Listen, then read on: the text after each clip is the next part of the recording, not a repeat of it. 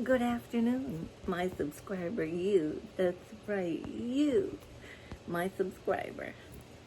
If you're new here, welcome, and thank you for joining me. I am Maureen Sky.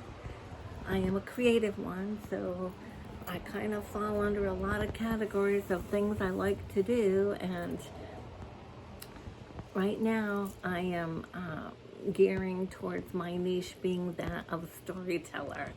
I like to come to you and tell stories. Most of them are true life stories or my thoughts and ideas on certain topics. And this is rather new as far as the niche goes. I've been on YouTube now for since 2021, I want to say, and still learning. But I'm in my living room today, which I don't usually video from this room, and I don't know why. It's lovely. So anyway, I hope you enjoy the background scenery.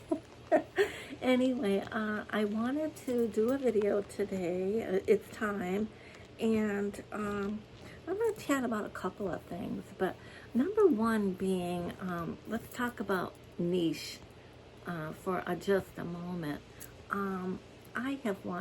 I've been doing a lot of research, YouTube research, and I have watched so many videos, and some of the experts say, get your niche straightened out, know what your niche is, and then others say, don't bother with a niche, just be yourself, and, and just do it, just post, just this, just that.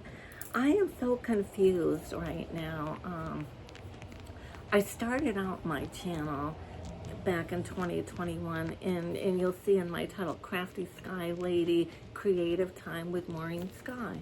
Well, I did it that way because in my mind, starting the channel, was thinking, well, I do all these things. I paint with acrylics and watercolor. I sew.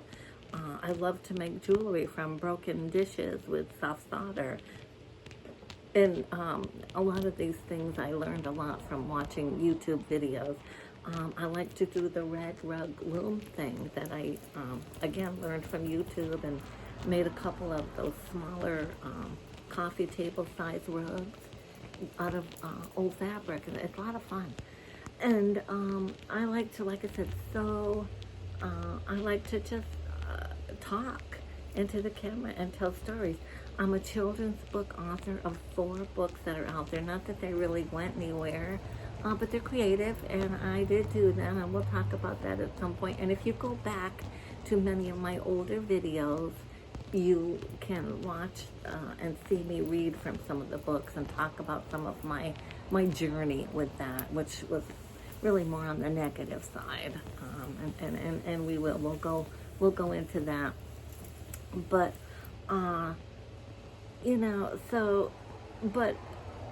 lately, I'm learning that because of that, picking the crafting niche, and then, like I said, I might do a video any given day of me painting, or the next video might be of me doing a Mod Podge crafting signs and laser jet printer thing. Or another day I might be sewing something in front, or another day working on my jewelry. Or reading a poem from one of my books or something like that. So I'm thinking, well, gosh, am I all over the place with, and is it hard for the viewer, the subscriber, to find me or to gain retention? And all that stuff that you're supposed to grab the hook, within the first 15 to 30 seconds. I'm a little confused, so I need your help. You guys, if you want to send me some comments as to, is it hard for you as a subscriber, a viewer, to find people like me who just, want to be more of a storyteller? Or should I just stay with the crafting? And I really want to tell stories, and I'm very comfortable in front of the camera. Some people aren't. I feel I am, and I feel that I'm gifted for this. I really feel there's a calling because I find it very natural to let the conversation flow, and this is not scripted or anything. So I feel good in that regard, and confident that I can keep going with that. And I love to do sourdough. Sometimes I'm in my kitchen making sourdough. I love to cook and bake. I mean, the holidays are a lot of fun for me. I love to craft and make wreaths and things. I mean, so there's just, there's a whole bunch of stuff that I love to do, and I want to share that with you. But right now I'm sticking more towards just talking with you, telling a story, or discussing a topic, and taking it from there. And then if I am going to do a crafting video, I try to highlight that at the end as to when that might come about. But I'm just a little in that little maybe stuck area of not quite understanding, as I'm still learning, or understanding but yet still stuck as to the real concrete direction I want to take this, and I need guidance. I need some input from my viewers. So if you're out there and you've got a moment, think about, subscribing, number one. Yes, I need you to subscribe and build my numbers. This is my year, folks, to do that and grow my channel. Oh, I have a little doggy in front of me. My granddaughter just came down. They're soon today leaving to move to Florida. I will miss them dearly, but I'm excited for them. It's going to be a great thing, and lots of good things are happening. Oh, yes, hi, baby. Say hi to everybody, because I got to do this video. Yeah, say hi to everybody. Pretty boy. Okay, go ahead now. Yes, I love you. Yes, I'm going to miss you dearly. You're going to be a Floridian pretty soon. Okay, my dear, gotta get down. Nanny's talking into the camera. Yeah, I love you. Yes, we love you. Oh, good boy. Oh, look at that pretty boy. He got a bath yesterday because he went down in the brook and got all muddy. That's the story already in the video way back. But I don't know that it got a lot of views, so maybe me telling it again in this new niche, I can tell it again and maybe get my message across and maybe help some of you other people who are in the midst of writing a book and want to go self-publishing route, or however route you take to get it out there, and the whole marketing and what will happen in regard to getting a lot of phone calls and people that are going to show some interest in you, but you can't all trust all of them. So let me take you on my little book scam, the scam of my life, people, journey. And this one really hurt deep. I mean, I cried over this one. It was a hard one, and I'll explain it all to you. So, I started writing books, children's books, middle grade mostly level, and not even knowing really what I was doing when the first one came out. I started with me writing a poem for a little company that was, invited. I got something in the mail from Eber and Wine, a publishing company, to write a poem and enter a contest. And I had never done that before, and I like to write. I've always been, again, one of those creative interests I like to do. And I always write with a little bit of humor, too. I try to, anyway. So I wrote this poem. And what it was is the Bling Fairies of Junket Falls. Bling Fairies being little fairies that live and thrive out of our jewelry box. And I did it up, and it's very humorous and fun. And at one point, in some of my other videos, I've read these poems. So if you're interested in all that, you can look at that, or I can do it again in another video as down the road. But anyway, they're out there. So I write this poem, and I did well. I didn't win any big contests, but I did get some recognition where they invited me to, they put it on a CD, and it's in one of their published books of poems of some of their better writers, and I got chosen for that. So that was kind of nice. So anyway, with that, my family encouraged me to, take it further and stuff. So, and during that time in my life, I was taking care of an elderly lady who was my father's wife. Not my mother, but she was his third marriage. But anyway, her kids were all in situations where things were very problematic and they couldn't care for her. They could barely care for themselves. So there was nobody really around after my father died, and they lived in senior housing. So my husband and I decided to take her in and bring her here to live, and she was in her 80s at the time and with dementia, and so it was very hard for us and a hard task. So to kind of get myself away from that in the late evenings, because I'm one that stays up late, I started writing this book. And again, The Bling Fairies of Junket Falls. And I took this story to kind of strange little creative places, because that's where my mind went, and kind of fun and humorous. But anyway, and I went with self-publishing companies throughout the 4 books that I've written. There's one, The Bling Fairies of Junket Falls. That's the first one. The second one is a take off of that book, being Discovering Lock, Trinket, and A Roundhouse of Bees. And again, that's about fairies as well, and it's a take off that first book. And I come up with a whole new story and some new fairies and give them names. And all my fairies are that of names of jewelry, like Avon, Coventry, copper, pearl, different things like that, the characters in my book. So there's those 2 books. And then a year and a half later, I did a different type of book for the young little baby toddler nighttime read that mama or the parents or grandparents might enjoy reading to their loved one, their little toddler.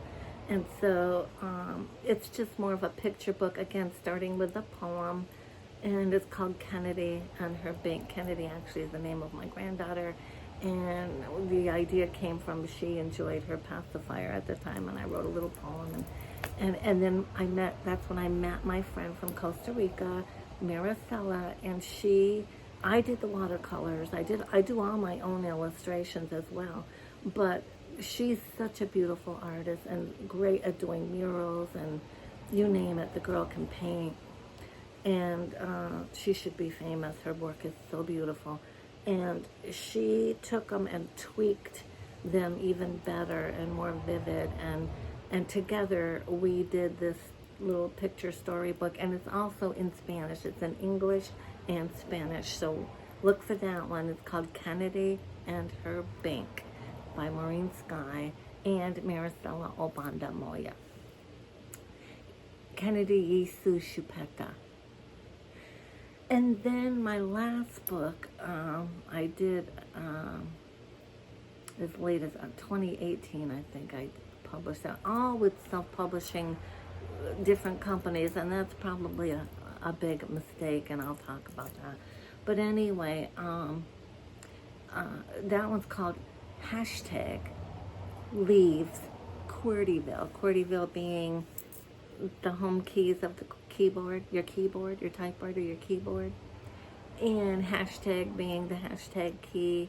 And I developed the story of him and his friends being the % key, number 5.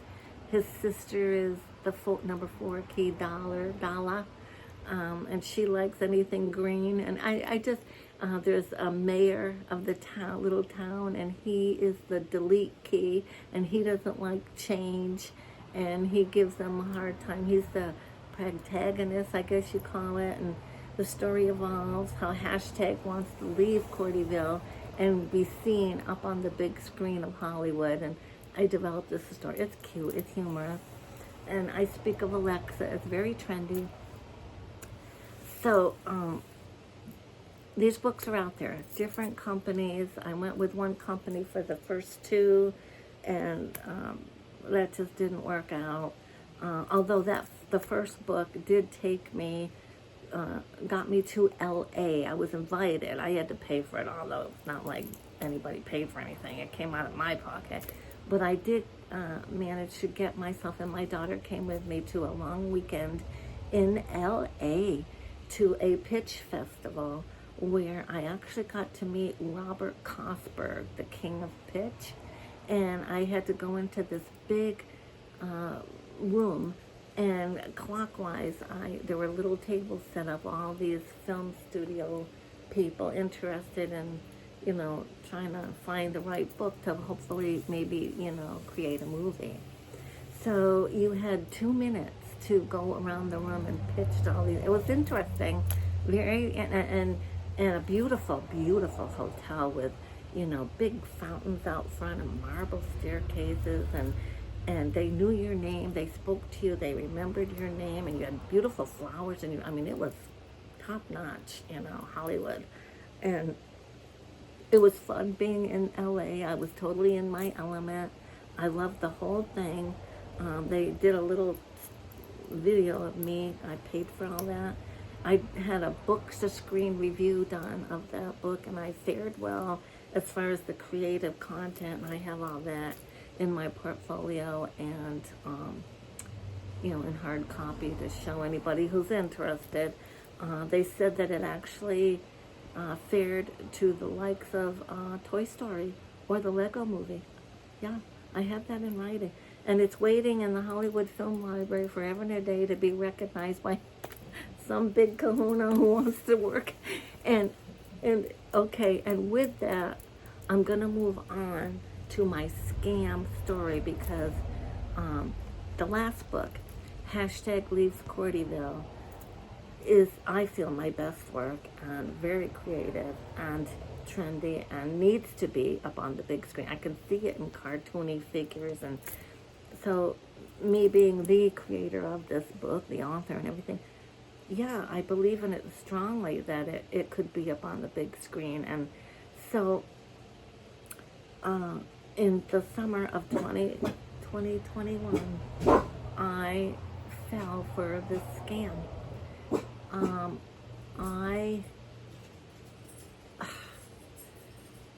I got an email one day, and again, I went with a much different publishing company. I went with 1, 2, 3 different publishing companies in the midst of the 4 books I have out there.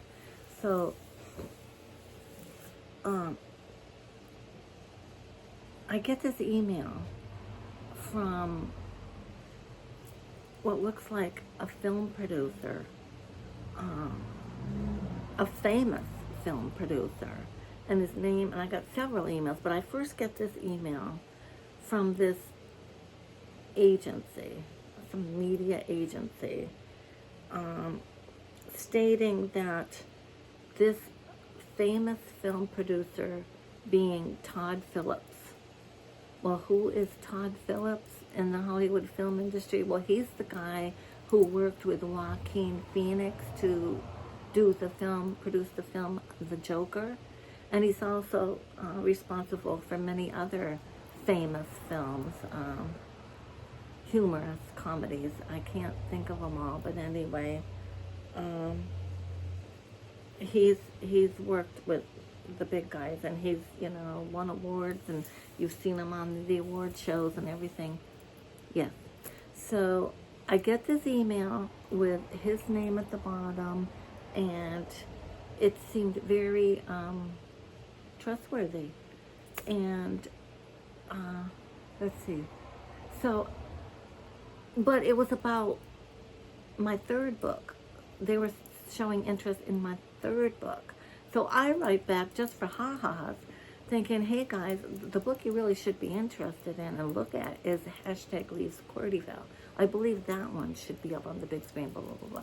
Well, shortly thereafter, either later that same day, I think it was, I get a phone call and emails and more emails. And now, as it progresses within the next few days, I'm led to believe that I'm actually working with, going to be working with Todd Phillips and this agency, and that we need a screenplay, a script written a book script, like, how, you know, a movie or something plays out, and how, the stage will be set up and the whole thing, that kind of thing, now hashtag moves to the right, I mean, it's a script of everything that's going to take place. So anyway, now talking with a guy, and then I talk with this girl, and they're a team. I believe they were a husband and wife team, but anyway. And at one point, I'm talking with this other man in like a three-way conversation. So I'm led to believe that I'm actually talking with Todd Phillips, and that he promises that if I put in, it needs $10,000 to have this screenplay written up. That's how much it costs to have one of the, and I need that to now present it to people who, like, he's going to pitch it to his film company, whatever, that work with him, and this and that. So, and a seasoned writer is going to be working, and it'll take, maybe a month or so to get this all done. But, I'm just to put up the $5,000 and sit tight, and this is going to get up on the big screen eventually, and blah, blah, blah. I'm all excited about it. I believe it. I fall for it. I get my city card out and I give it up. I talk with my husband. He agrees that, go for it. So I give up $5,000. Thank God I did it on my city card. So I'm believing it. I'm all excited. I only tell a few people, and I am praying on this thing. I am just praying. And every Friday, after I, over the phone, give up this city card information, I get a printout of the receipt. But I couldn't help even then thinking, this is so vague. It doesn't look right. But I kind of kept that in the back burner. It just, a couple of things were spelled wrong, and it just didn't look like a real, legit receipt. But again, I wanted so strongly to believe in all this that I just, kept it in a folder, printed it out, and went on my merry way. So every Friday, I would get this kind of a generic reassurance type of email that they're working on it. Stay tight, Miss Skine. You can contact me. This is from the girl.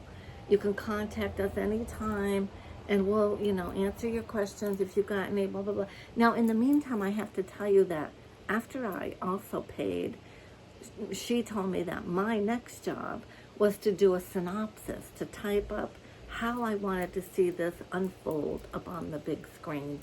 So I take that very seriously, and I spent a whole weekend, late nights, writing this very distinct, beautiful synopsis of how, in my mind, I can see it unfold.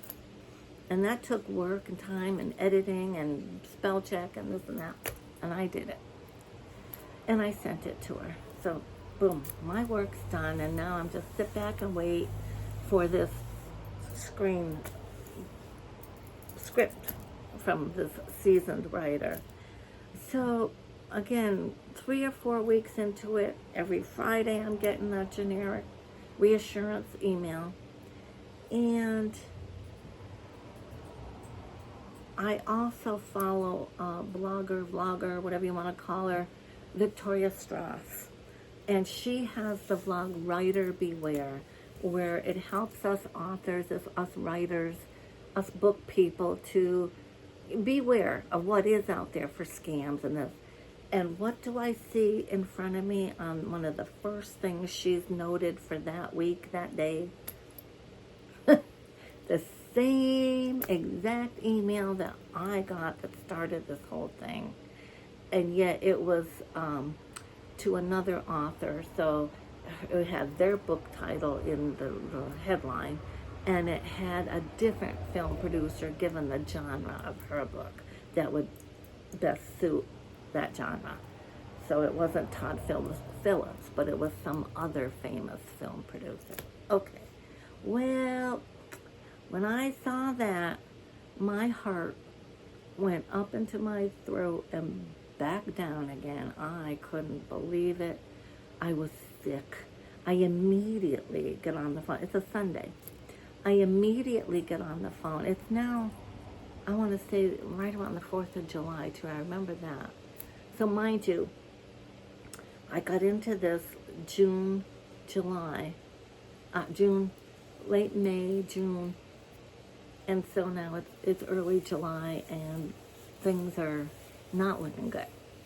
And I'm so mad. I want to cancel all of this. So anyway, the first thing I did was I called my credit card company and I put in a claim because I tell them I've been frauded. I know I have. I try to reach the girl because she told me I could call anytime, Sundays or anything, and I don't get anywhere. I get no answer back, no call back, and I am so livid. So I make sure I go the route of calling the credit card and we put in a claim and we cancel this. But that doesn't mean you get your money right away. You've got to go through the route of proving you now have a case, you have a claim, like going to court without going to court. And you got to go to Staples and you got to fax a bazillion papers and all your notes. And thank God I saved everything. I'm a saver. I do that. That's from the secretarial side of things. I copy things and yeah, I had all my documentation. So email, everything. So it's now the next day, Monday, and she finally, I can reach her. She calls me. And she's apologizing up the yin-yang, this girl. And I tell her that I believe that your whole thing is a big scam. Matter of fact, I know it is. And I say, I've got this email in front of me that is exact to mine, only a different, and it's on Victoria Strauss's Writer Beware. And this girl claimed, oh no, that's not true. We're this, we're that. And I said, well, I'm not following through with this. And by that time, I still had no script, no screenplay. So I say, cancel. I don't stop everything. Stop. I want to be done and I want my money back. And she says, and I tell her how I've already put a claim in with my city card. Oh, I wish you hadn't done that. I'd give you your money back. I'll give you your money back right now. I want to go the route, because I didn't even trust that she's going to give me my money back and no. So I put the claim in, I'm going that route, If you want to send the money to them right away and have them, fine, but in the meantime, I don't trust anything. We're shutting this right down. And then it got a little ugly. Shortly thereafter that phone call, I get a call from this other guy, the man who I was talking with her weeks ago when they led me to think I'm actually talking with him and this Todd Phillips. And people, Todd Phillips doesn't even know this is going on, and he doesn't even know who I am. Yeah. So anyway, I shut it down, and now there's that claim out there. Now I have to go the route of, like I said, going to Staples every other week or so, faxing a bazillion, proving my case, city cards now sending me stuff to do. I got a whole new job, really, like clerical. I've got to get these things faxed and in a timely manner, and I got to answer their questions. And it went back and forth. And for 3 or 4 months, I won my case. So the money is credited back to my credit card. Looking good. Next 3 months, they're ahead of the game, and they're kind of proving their case. So the money's deducted from my city card. This went on for almost a year. Oh, yes. And finally, I won my case because they tried to finish up the screen and send it to me. Now that she knows I'm put in a claim, then they send me this big, thick thing. Now, anyone who looks at that book and actually takes the time to read it, there's nothing in there about bitcoins, dead bodies, and the Chinese mafia. That's what was in this screenplay that I got. It was disgusting. By now, I am so mad. I am so mad. And but the what I got them on was a simple thing, and yet it was huge. Was that this seasoned writer, and I stated this to the city people and city company. This seasoned writer couldn't even, if he's so professional, he didn't even get the word Cordyville right the way I spell it in my book. Right on the title of my book, he spelt it all ridiculous backwards, and right there I had him. They are not professional people, and I let her know that, and I let them know that. And her husband, or whoever he is, the other guy tried to call me back. He tried to get rude and real ugly, and I just hung up on him. Yeah, I went out in my bottle wall area that I showcase in some of my other videos, and I cried. I cried over that one. But I finally, I won my case. It took a while, but I won it. And they got, you know, they're on the list. They're on the scammer beware list. Trust me. And so just beware. Go on to Victoria Strauss, her writer beware. If you're thinking about publishing a book, and just look for the companies to be aware of. And believe me, the list is long, like 3 pages of names where companies change the names, and this company was one of them too. People, I have paid for book reviews that didn't go hardly anywhere. I have paid for book fairs that I don't even know how my books fared at the fair. Oh yeah, don't go to self-publish. Even though what happens is it's the only way most of us people, the general public, most of us only have a little bit to spare to put into this. So you end up going it because it's more attractive, budget-wise and money-wise, with these companies that promise you the world in the self-publishing industry, and they're just fly-by-nights. A couple of my book companies that I don't even know what they're doing with my books. I have yet to receive a royalty. I don't know what a royalty check looks like from a book company. Kid you not. It's so bad. It's so bad, people. I wouldn't trust hardly any one of those. I haven't seen it happen. I have not. And now I wish I had gone different roads, or just saved my books for when the timing was better and more right for me, and then, take any money I was going to put forth and really go with trying to do the query letters and get the attention of the traditional publishers, which is hard. It's a hard journey, as is a lot of things, right? So, yeah, ugly scam. I could not believe it. And I know better. That I was mad at myself too. I know better. I'm no dummy.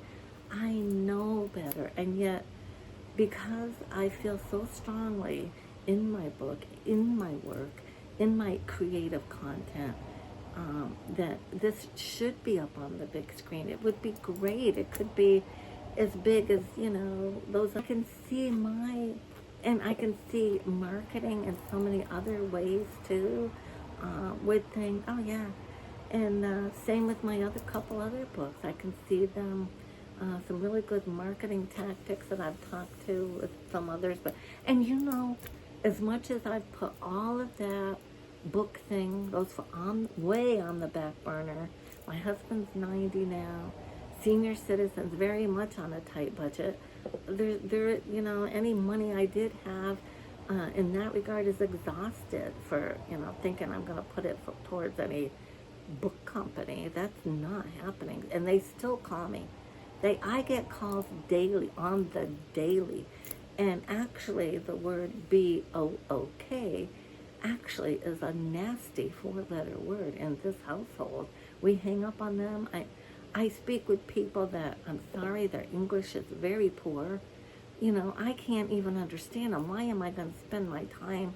And they need to take note of all that. If you really want to get the attention of anybody in the book industry, you got to learn to speak the language and make sense and don't talk so fast and that's another, and you will find out a lot of the companies that you do not want to run with. So, the dog's gonna bark. Anyway, so I'm gonna end this. Thank you, Eddie. I'm on the YouTube. I'm just finishing up, and then I will just so you know as you come in. So, thank you. Think about subscribing, hit like, share, and all those good things. And until we meet again, I certainly hope the universe provides. I truly do. Thank you now. Bye-bye.